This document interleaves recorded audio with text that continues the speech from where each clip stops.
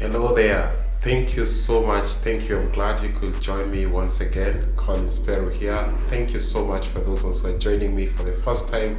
I'm really grateful that you could join me. Kindly subscribe. For those who are coming in for the second, the third, and also fourth time, I'm so grateful. For those who are veterans, I do not take you for granted. Thank you so much.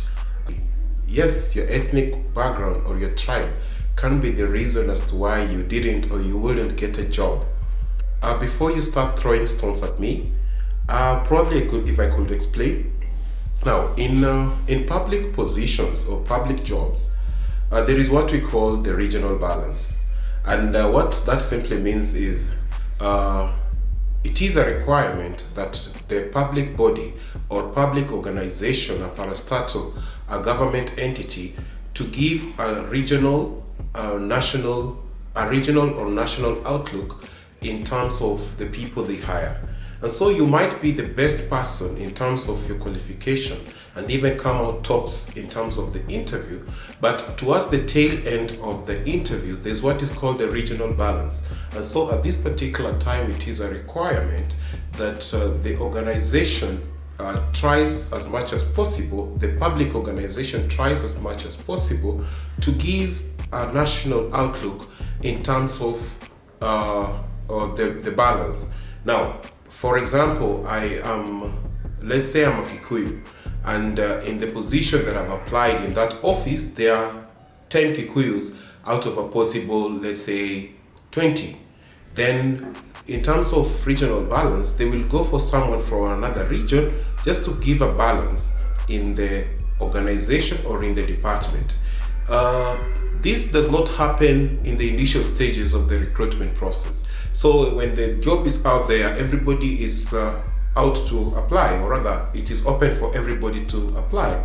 But towards the tail end, when the decision is about to be made on who to pick, the regional balance card is played.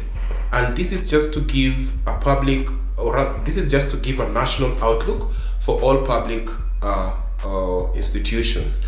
I know in some organization this has been flawed, and you'll find an organization where a certain people or a certain tribe seems or is dominant in that organization. That does not mean that the issue of regional balance should not be upheld.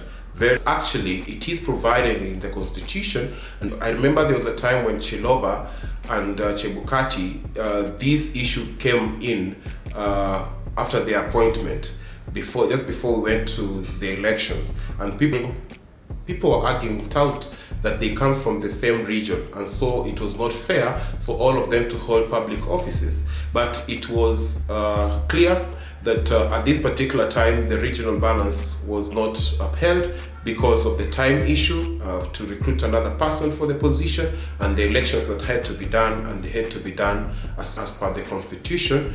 And so it would not have played out for them to go back to the drawing board to get someone else. This has played out in my career, where we've had to take even the number 3 person in an interview. We had to balance the people regionally for a specific position.